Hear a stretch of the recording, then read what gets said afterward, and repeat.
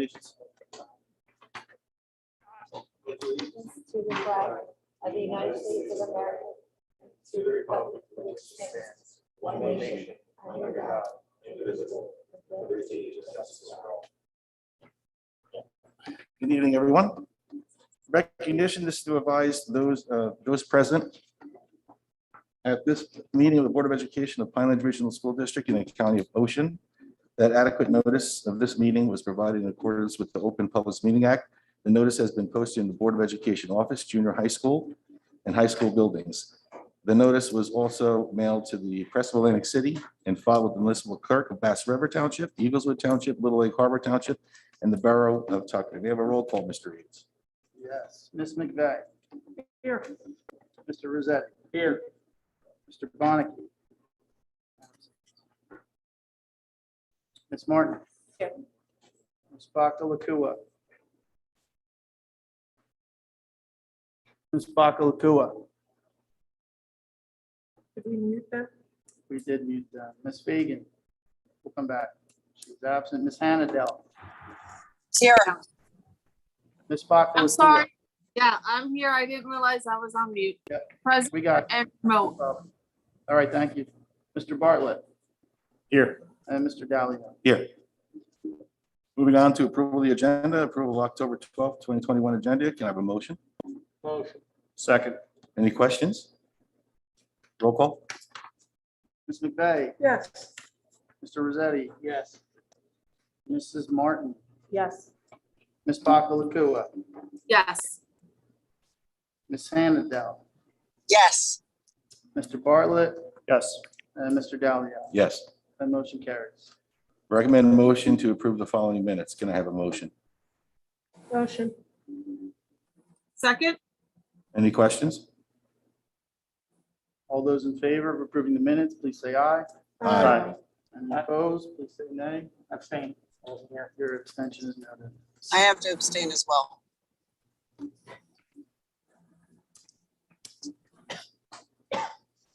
Thank you. That motion carries. Thank you, Mr. Yates. Moving on to report of the superintendent. Thank you. So I do have some items to review this evening. First, we've been hosting our new staff meetings. We've had a few of them already. They've been going extremely well. We've covered things like classroom management, SGOs, lesson plans, and Ms. Fresca's going to meet with the group next to talk about evaluations. It's a really great group. We have some wonderful new staff members, and we're excited to hold those meetings throughout the school year. In-house vaccination requirements are coming. As we have talked about, October 18th was the time that the Department of Education and the state had set aside for either you needed to present a vaccination card or you had to be tested once a week. We have not received any further information from the DOE at this point. We were sent a survey yesterday just to ask about our number of staff that need to be tested, and we sent that information. We think we know who the company may be, but we're still waiting for some specifics from them. So as soon as I know, I will pass that information along to the staff. Today, we hosted a panel of junior high students that elected to be on this special panel representing their school. They sat in front of the staff members after school today. I asked them with Ms. Fresca a series of questions that they had to respond about things they liked about the school, things they think we can improve on, how is social media affecting you, all things like that. And then at the end, the staff were able to ask them questions. They did extremely well. They were so impressive. They were articulate, they were honest, and it just was a great experience. So I will be doing the same thing next month with a group of high school students. Sit with the Soup was today at 1 o'clock. It was virtual. I had 4 parents attend. They had some great questions and some great ideas, and I will be hosting another one next month in the evening, so look forward to that. PSATs will be held tomorrow for grades 10 and 11 and some seniors. We are hosting, Mr. Henderson and I, in conjunction with School-Based Youth Services, are hosting a career fair that will take place October 27th from 10 to 1:30. Students will be able to eat their lunch and then go out in the commons and visit with members of our local businesses in many areas, ranging from high vac, electric to streamline on when you come off the Parkway to talk about some of the things that their business involves and how they can get involved in a trade. So we're really looking forward to that.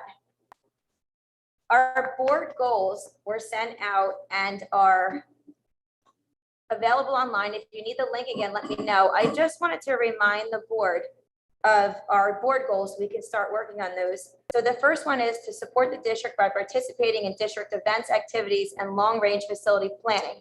So a Google Doc was sent out with the activities for each month, and sign up for those, or if you hear of things coming and you want to sign up for it, then that's the way that the board can get involved in more things within the school district. The other one was to obtain master board status. So that's something that school boards is going to have to help us with, but we will be getting more information in terms of when are those trainings and what do we need to do to obtain master board status. After school help is available Monday, Wednesdays, and Thursdays in both the junior high and high school. A mental health task force starting in November has been established to bring all services together: guidance, child study teams, student success teams, school-based youth services, transition teams, 6th to 7th and 8th to 9th, and family and support counseling and mental health specialists. So they are all going to work together to make sure that our services are not overlapping and that mental health services are provided to both our students, staff, and families.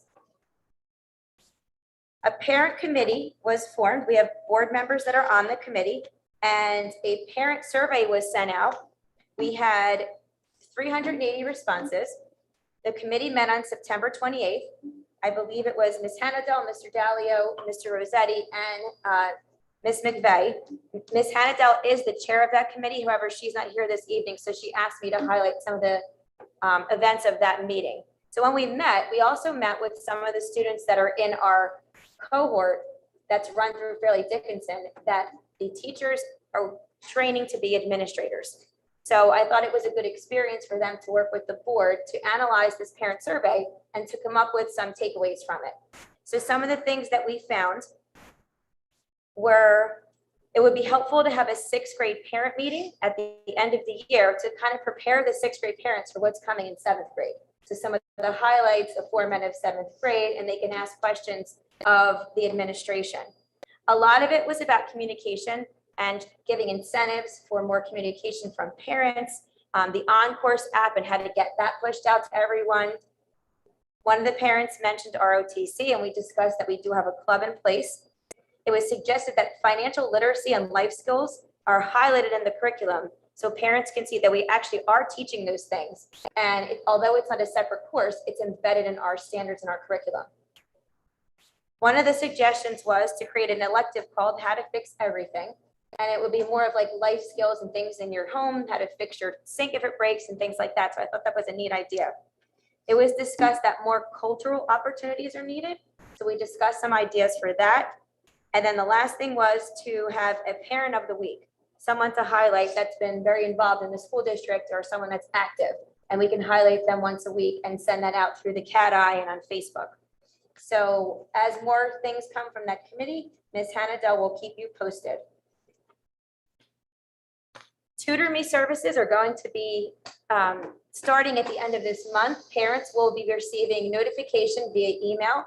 And basically, once Tutor Me is active, all students will have access to a live tutor 24/7 in all subject areas, including writing, high school prep, if they're taking their GED. And we discussed this as part of our district goal, and we're using our ESSER monies to provide the service to students. So we are able to launch that at the end of this month. So we're excited about that. And then lastly, the Mythbuster link is available on the district website to families. So basically that's the Q&A. So if you're hearing a rumor in town or about the school district, or you have a question or a concern or a suggestion, just go right on the website, click the Q&A link, and you're able to ask your question, and one of the administrators will get back to you as soon as possible via email. And that's all I have for tonight. Thank you, Dr. McCullough. Moving on, we have 2 presentations. First one up is access for ELLS data and DLM data. Dr. Kim Clark and Erin Lichtenwald.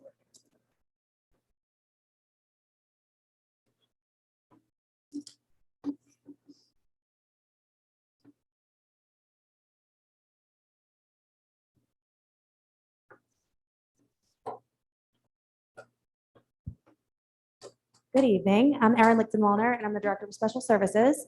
And Dr. Clark and I are going to be giving a brief summary of our results for our state assessments for Access for Ls and DLM. So the DLM is the dynamic learning map, and this is an alternate assessment that's given. The clicker is not working. Thank you. This assessment is given to our students that are unable to answer one question on the state assessment. That's the criteria.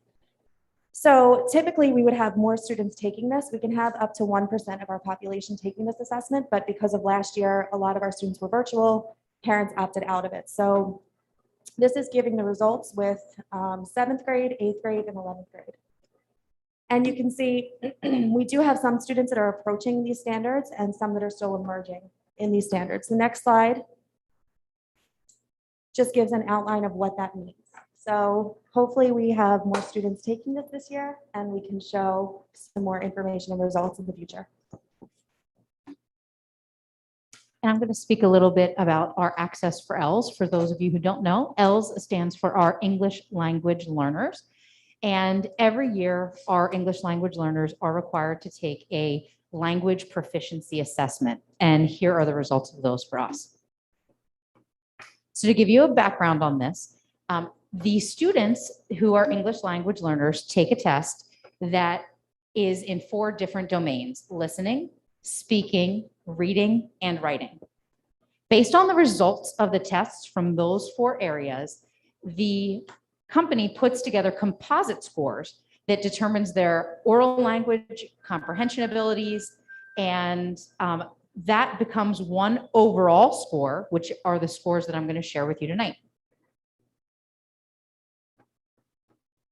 So for their overall score, the students are rated with a rubric from entering, emerging, developing, expanding, bridging, and reaching. And essentially, the lowest level of this with entering, you are going to have students who might be able to identify things with one word. They're using a lot of gestures. Those are our newest language learners.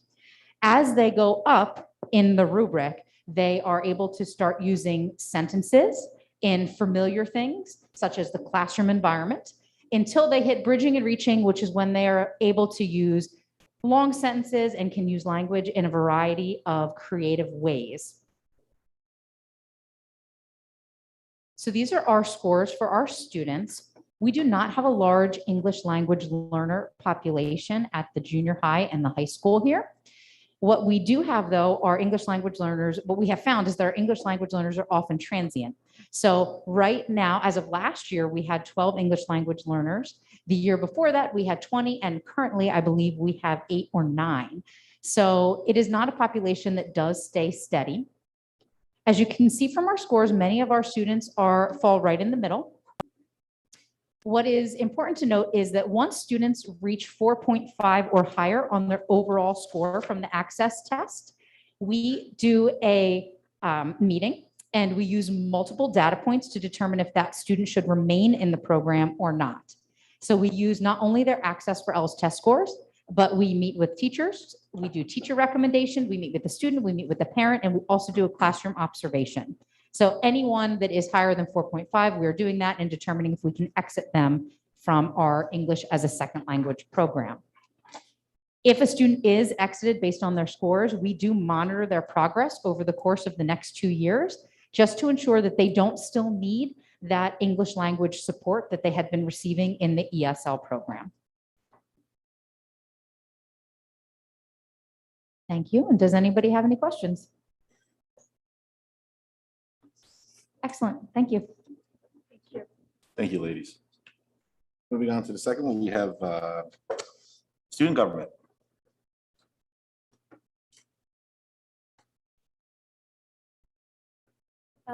Hello, I'm Olivia Benson. I'm president of the class of 2023. And I am Zinnia Moon. I'm the public relations of the class of 2023. The junior members in student government have been tasked with collecting information on what our clubs are up to this year so that the board staff and public can all hear about the amazing things happening in our school. In high school, we have over 30 clubs ranging from STEM programs, the arts, sports, helping out the community, and so much more. Each month, we will be giving brief summaries of any upcoming events or fundraisers taking place in our high school. We've had a very busy start to the school year. The student government ran a Pink Out T-shirt fundraiser for breast cancer, where we were able to raise and donate over $500 for Susan G. Komen. The senior class threw a successful fall-themed homecoming dance in the Commons. Based on all the pictures that the Cat Eye collected and posted, it seems like everyone, including us, had a blast. The art club is currently working on the culinary mural in the D Wing. They're also preparing for a pumpkin hydro dipping event after school on October 21st. The junior class began laying bricks for their That's My Brick fundraiser, which can be seen in the front of the building in the flower beds. The SAD Club, Students Against Destructive Decisions, threw their Week of Respect last week by making posters and creating a spirit week to honor it. The Video Production Club members have been putting in the time to document the students' life around Pinelands, such as sports games, pep rallies, and other events to contribute to the Wake Up Wildcats intro reel. And the freshman class has started their sheet fundraiser, which will run until November 8th. Lastly, the Newspaper Club will be publishing their first edition on October 26th. The newspaper will be digital and has been named the Cat Chronicles. This concludes our report for this month. We are so excited to represent the junior class and the student body this school year. We hope everyone has a great rest of the night. Thank you. Thank you. Thank you. All right, moving on to board work session. First name board forum. Anyone like to speak? Okay. Have any new business? No. So we're going to move on to policy 0164, conduct of board meeting. Discussion? Yeah, this is the policy that Ms. Papatua asked if we could table for last month, and then if there was any discussion after you had time to review it. So, Mr. Yates, do you want to just talk about a couple of the changes and why they're being made? Sure. So we're really just kind of cleaning up the agenda. The conduct of the board meeting policy as it stands is kind of outdated for what we actually produce as an agenda as a board. So first item that we're looking at removing is the approval of the agenda. This is really kind of a housekeeping item. It makes it very difficult for us to move forward with an agenda should there be an amendment to a motion. We go back and reapprove the amended agenda. So we're just kind of get rid of that altogether. It's been the advice of Mr. Donio. I believe that we're one of his only districts that still has this as a motion on their agenda. So we're removing it at his advice. 5 is correspondence. We currently don't have any correspondence that we read at board meetings, nor is it a motion on our agenda. And then 9 is board forum. The first one, as you can see, no one had anything for board forum in the first session. So this is really redundant. We still have board forum at the end of the meeting and we're going to keep. And then committee reports. We currently don't have committee reports. So nothing's going to be removed from the agenda in terms of you're still going to have instruction, you're still going to have personnel, finance and business related items and other. We're just going to get rid of the committee reports in the policy itself and on the agenda. Are there any questions? Yes. Go ahead, Karen. So first, yeah, so my question about removing the correspondence. I know at one point it just used to be listed when we did actually receive, for example, parent correspondence or anything of that nature. So by removing it, I guess we're indicating that that's not a requirement for us to have that listed here. You cut out there. Could you just repeat the last sentence you asked, your last question? Yeah, so I'm assuming that by removing it, and we have not actually included it in our agenda of late, that it's not a requirement that we need to Right. That's correct. publicly note correspondence. That's correct. And it doesn't prohibit us from adding correspondence as an informational item to the agenda in the future. And correspondence be received that we felt was necessary to discuss at a board meeting. The board forum was actually the second board forum. I'll say the first board. We always had the board forum at the end of the meeting. Several years ago, we had actually added the board forum in the early part of the meeting, and that was really based on feedback from a subgroup of the board members that had found that many other boards did have that. And it was really an opportunity for board members to comment on, address, or, raise any issues related to agenda topics. So much like the Residents Forum has two sessions, that we brought on just to give an opportunity, should it arise, there's a place for a board member to comment on it. I appreciate that we haven't had the need for that, but I don't know that we necessarily want to remove it. Otherwise, I don't know when there may be the opportunity for that, other than at the end of the meeting when it would be too late. So I don't know if the other board members have any thoughts or concerns about it. I would just add that every time we go through a section of the agenda, we say questions, discussion, and that would be the time that a board member could discuss that particular area of the agenda. It's kind of redundant to do it in the beginning and then do it again for each section. I think too that if we're going to not have an agenda approved ahead of time, if somebody came to a meeting with something that they need to discuss, we could then add the board form at that point. Right. And there's always new business. It could be something that a board member has as new business. So if it's not if it's an agenda item, there's sections within the agenda to discuss it, discussion, questions. If it's something new the board member wants to bring, it could be done at that time for new business. So would we include then the work session? So like we have this work session on our agenda now, as you said, we can request to have new business added, or we're going to talk about some ongoing things. I see that work session on this new layout. I think work session board forum is where it would be removed, Karen, but there's always the opportunity, as Dr. McCooley said, at each item that gets brought forth and onto the table during a board meeting for the board members to ask questions prior to voting on those items. And also during new business, should a board member have a concern about something, that would probably be the proper opportunity to bring up that business at that time. Right, so should 9 be changed to say work session, the new and old business? Otherwise, with this layout, where would that fall? I think that's exactly how it would be, right? Right. Where it would be work session, and then it would just go right into new business. New business. Which And would be that's the opportunity for the board to bring business up. Mhm. And then we're going to go into old business immediately thereafter. So we're not removing 9 as the attachment shows, which 9 shows we're just gonna get rid of 9. We're gonna replace 9 with our work session. Kind of the layout that we currently have, right? That'll be an opportunity for new business and an opportunity for old business. But with the attachment as it's shown, it I see- doesn't have a section for work session. Yep, I see what you're saying. So we're not removing 9. We're not just removing removing 9, just the words removing board board forum. forum, yeah. Right, A. We're removing A. work session will still be there. So should we change it from Maybe first board forum? clarify that in the policy Yeah, and this is then? this is only the first, First reading. we can modify it Okay. again. If one change is made, we'll make that change and readjust it for next month's meeting. Okay, I just didn't know if there was a different intention on that or a different perspective from some of the other board members.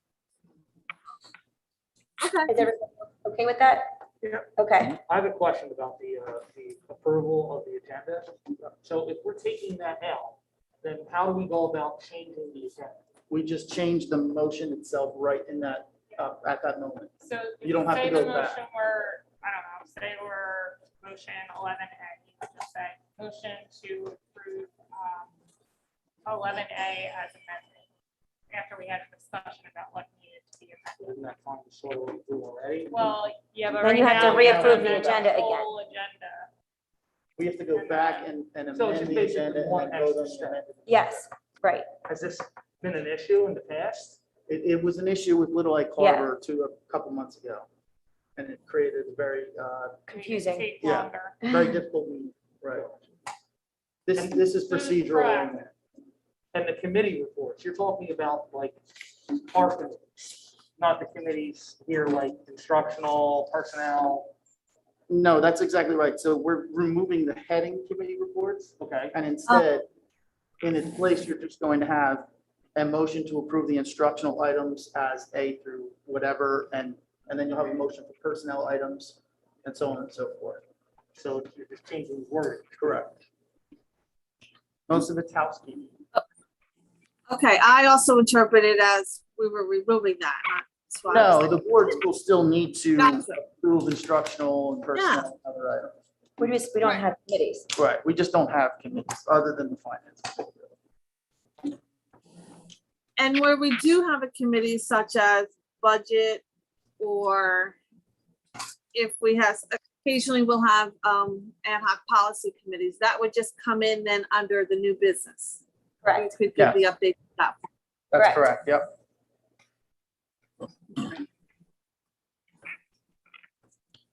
Any more further discussion on from the board?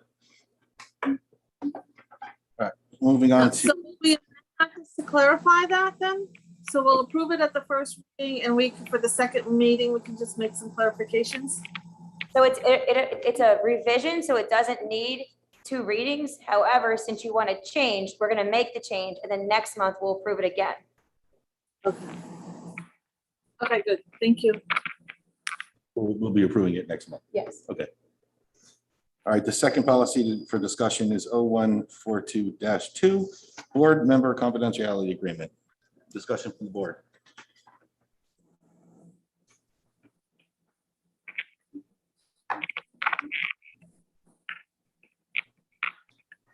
I'll talk if no one else is. I just feel like I wanted it a little stronger, or at least organized differently. I didn't know if anybody else had any other feelings about it. And I know Melissa asked for suggestions, but honestly, because I am coming back from Washington, I didn't have time to do that. So I don't know if anybody else is concerned, but that was my concern. So Kim, this is a first read because it's a brand new policy. So between now and next month for the second read, you can still make suggestions. But if anyone has any tonight or any discussion on this, now's time that you could do that. The only thing that caught me off guard was there was a line in there. It was kind of vague to me. It's like, the need to know. And to me, it's just kind of like, well, what do you mean by that? That's a very vague statement. So my right to review or make use of confidential information is restricted to my need to know the data or information to perform my responsibilities as a board member. Isn't that more like just like a canned-in comment you typically use, need to know? Basically, you as the board member need to know that information. If you're not a board member, you shouldn't have access to that information. Okay. That's what that means. Like, just the way it reads Yes. that way, it's kind of like, well, you don't need to know. No, You know you what I'm as saying? the, Like, it's very vague. You are- Just the way it's written. you have access to it because you are the board member. Okay. So you have Same. access to an array of information, and that's the thing that you would need to perform your duties as a board member. If you're not a board member, you should have access to that information. Okay. I think it's to acknowledge in writing, right, we have access to information because we are a board member, right? We need to know certain information to make certain decisions about district policy or guidelines, whatnot. That if you were not a board, you would not know. Correct. That is sensitive. But I and- agree with Tom. I agree with Tom that the way it's in there and the placement of it or something is not quite right. So that was one of them. So that's perfect. We'll talk about it. Oh, no, I mean, I think we all agree, it's like being an elected official and charged with oversight as a board member. When you do log on into your board email, it brings you to a Google Drive, and there's countless sensitive documentation, teachers' information, parents, students, the superintendent's contract, other contracts. So just because if you ever give your password or permission for somebody else to access onto your email, that opens up all the other private documentation that a non-elected official is not privy to. They cannot look at that. They cannot discuss it. So this is the reason why we do have this policy to be addressed and adopted by the board. As a board member, you cannot be discussing anything that goes on that's private material, private information that deals with either students, faculty, and the board itself also falls under, gets in danger too, for other people seeing those things. It's not their place. So this is the reason why the policy was addressed from the administration, so we can adopt it. And I'm sorry, the mask is just, I wear the mask, but it's not easy up here trying to talk to this thing. So I was addressed, again, this kind of like goes with what happened to me recently too. Again, with the chatter on Facebook. And I want to move on. I'm going to be quick about this, and hopefully we can just move on. So last week I had four times a reporter from the Pinelands Tribune contacted me about our prior board meeting last month. I made a statement, and as far as this, basically discussing this that I didn't know at the time, but this is what it was addressing. And it was about stuff as far as ethics violations, or it could rise to the level of ethics violations. So that board member, that reporter asked me 4 times. Each time I said no comment, because it would be inappropriate for me to comment any further or give any kind of clarification without my fellow board members seated with me. At the time I made a statement, and I was trying to be as private as I could be, and just continue moving on. However, the reporter kept on pushing. I think 4 times, and when you say no comment and you give the reasons that I'm telling you today, is for confidence. It's also to protect my fellow board members, that they're not here. They're not on the phone call when I'm having that discussion. And a newspaper reporter should not be able to have more information than my fellow board members. So I asked him to come to a board meeting so we can address it. So he chose not to. But this really does deal with one simple thing. The reason why we're doing this is because a past board member gave permission to use, in my opinion, and also an investigation that was conducted, shows that permission was given to somebody else who's not an elected official, whether it's a relative or somebody, a friend, to access the email. And again, as I said, it's important to note that once you're in and once you log on, it opens up all the Google information or anything that's shared with you through Google Docs. So anyone can then access and then see private material. So that is, in my opinion, and also backed up with statute, that it is an ethics violation to share that and have someone who's not an elected official review the information that elected board members are the only ones to be able to look at. So that's the reason for this. I did explain to it, we didn't want the investigation, we did not want to put it and air it, and the board did not air it to the public. A prior board member decided to air it on her personal closed group page. So and then we have to address it. We just wanted to keep going and do what good boards do and move forward with it. So that's the reason why we're going to hopefully adopt this policy. So every board member moving forward understands that, you can't just give your permission to somebody else who's not an elected official to review any kind of data once you log on to the email. Is there anybody else that would like to add something to this? I would also like to see, you said permission to look, but also no one gets your password. Mhm. And my other question, in going through all of it, I just want to make sure I understand correctly. Absolutely, no one gets my password. No one looks at anything other than myself. But if I'm not at home, if I'm at a relative's house, or even if I'm on my phone, I can log on to my Gmail account and review board information, correct? Like Yes. today, I needed to on my phone ahead of time. That's okay that I'm not on a specific server at my house? Doesn't matter that, as long as As long as that's I you, smartphones, everyone has I don't have it on my cell phone. I just keep it on my home PC. Right. I don't need to look at it all the time. But So I if just you keep it did, it would be okay. It's fine. As long as you correctly log on and log off. It's when you have a situation where you have multiple logons in the same day to one account, and it's in different sections of the state and also in Pennsylvania. Oh, okay. So All that raises a red flag. That raises, a concern that maybe there's a breach of confidentiality. So when you see that, it's pinging. So every time you log in on another device, it'll come up as a warning. I You check your actually email. received that warning, because I think I went on my phone, and then when I was home later, not too long ago, I pulled it up on my Gmail, it said just something about activity on another server. Yeah, it will. Yeah, but when you Check your start, account. and again, when you have them come up, like I said, basically within the same day throughout either parts of the state, also Ocean County Library, Pennsylvania, it's a concern, and it was rightfully addressed by the administration. So hopefully moving on. Sure, we'll- there's multiple ways to, combat that, two-step verification, a whole bunch of technical ways. I agree 100% with what you're saying in the actual policy. It's just the way that it's worded. Can you make it a little bit more specific? And on top of that, like, is this going to be a new policy, addendum to an existing policy?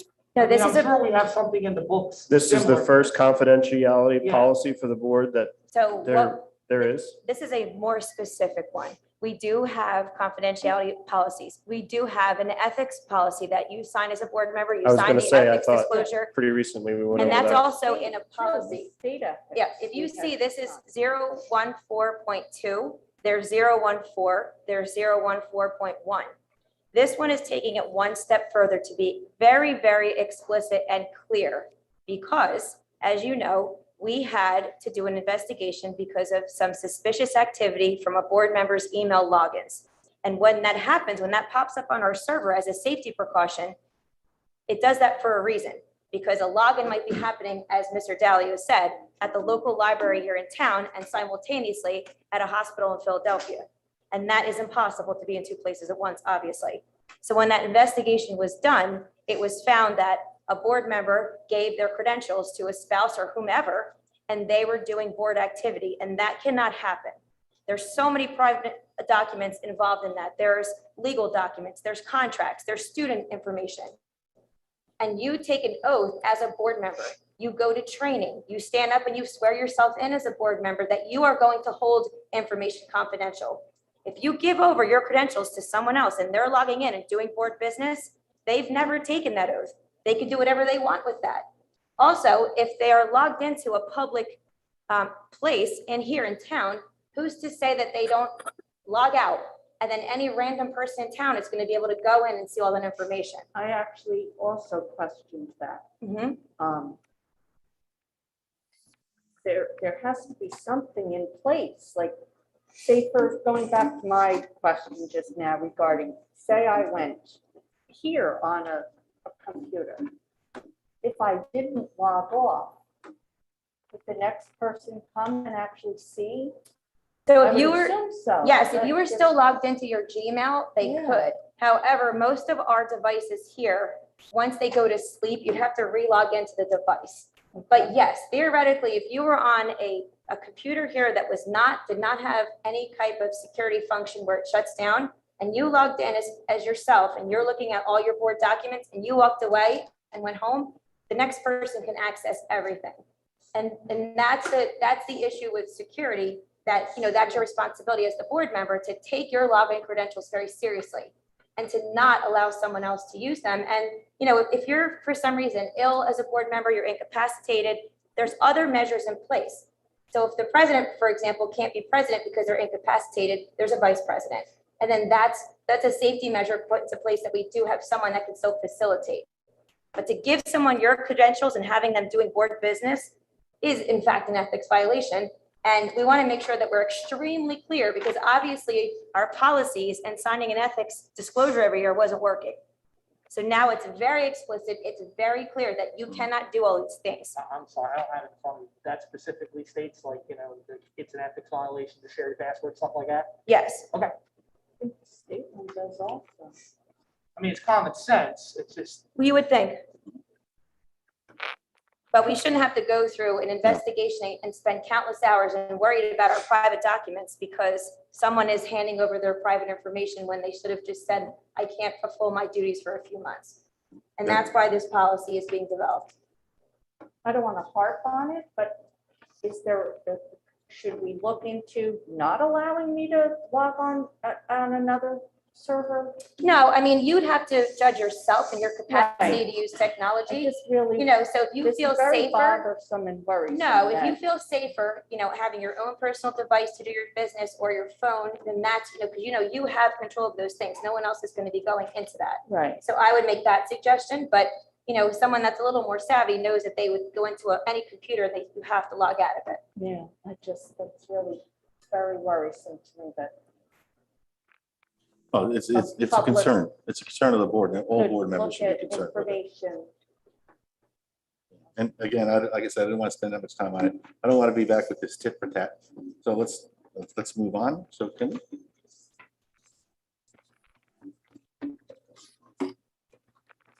We have old business here. You want to discuss, you have a feasibility study? You want me to? Yep. Thank you, Just want Mr. to jump Yates. back one. The New Jersey School Boards Conference is going to be held October 26th through the 28th this year. It is a virtual conference. You've all been registered. You probably should have received the emails already. If you didn't receive the emails for the registration, contact Cindy Barton in my office. I can't hear, I'm sorry. Cindy Barton. Yeah, Cindy Cindy Barton. Barton. And if you forget, you could just email myself or Mr. Yates so we can get that to you. Yep. You'll also be able to complete your mandatory training. They'll have training sessions there. So again, the convenience of the virtual conference. You can do it at home. The feasibility study update. So the regionalization feasibility study is complete and will be presented to the public by Porzio, Bromberg, and Newman. They are the firm that we contracted with to conduct the study.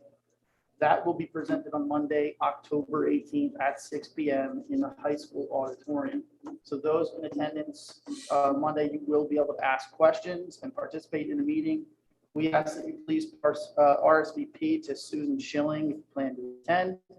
And the meeting will also be available for viewing on the district's website. Just a reminder to the public, this is just the beginning of the process to explore regionalization. The presentation of this study does not mean that we are regionalizing. It's just a presentation of the findings from the firm we conducted the study in. There will be more public meetings and opportunities to get involved in the future. And you can also ask questions about regionalization through the Q&A link on the district's webpage. Thank you, Mr. Yates. Yep. Moving on to residents forum, agenda items only. Board policy 0167 encourages community participation in every meeting. However, the board requests that the public respect the reasonable time limit when commenting on agenda items. Anyone like to speak? I'm moving on to recommend motion to approve instructional items A1 through A8. May I have a motion? Motion? Second. Any questions? Roll call?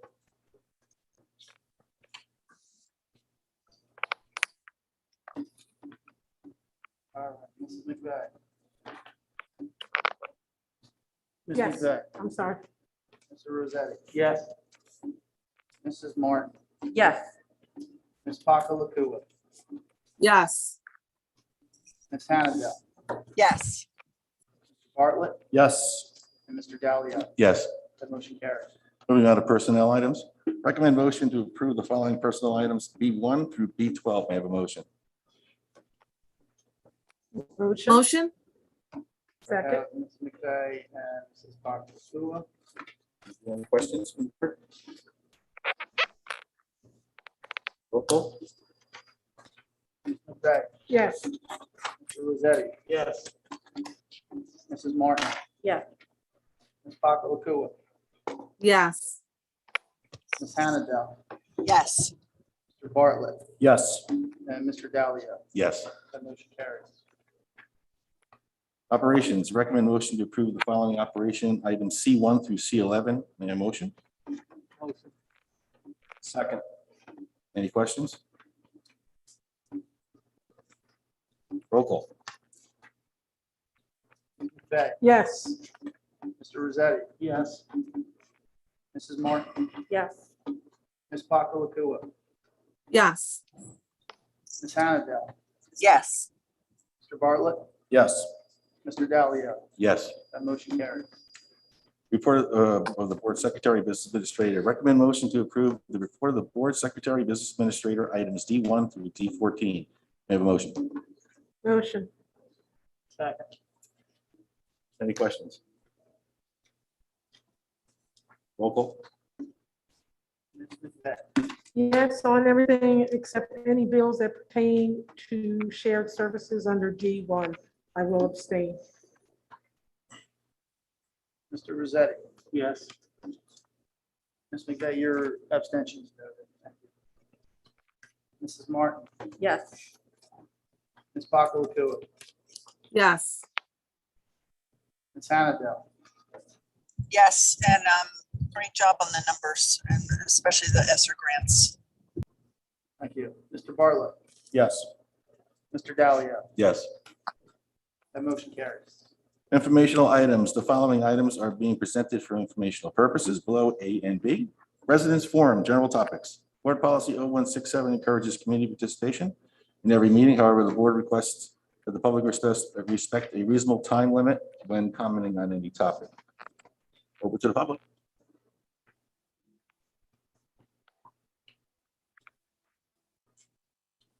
Seeing no one? Board Forum. Mrs. McVeigh, anything to say? Sure. Like to congratulate all the sports teams on their fall seasons. I've had an opportunity to watch some of the teams, and the interaction with the team and the coaches and everything is, it's just so good to see. So congratulations to them.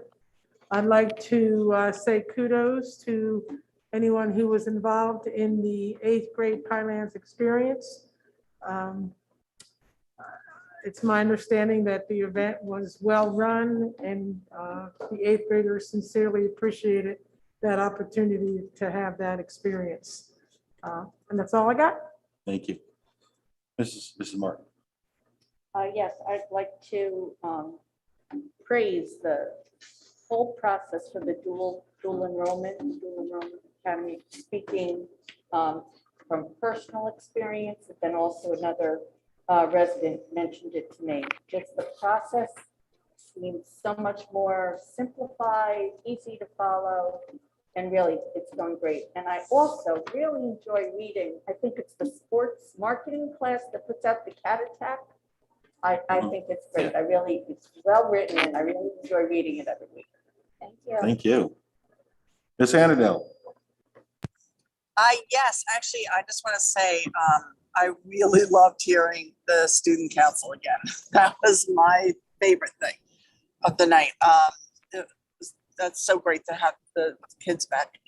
And also thanks to Aaron and Dr. Kim. And that's it. Thanks, everybody.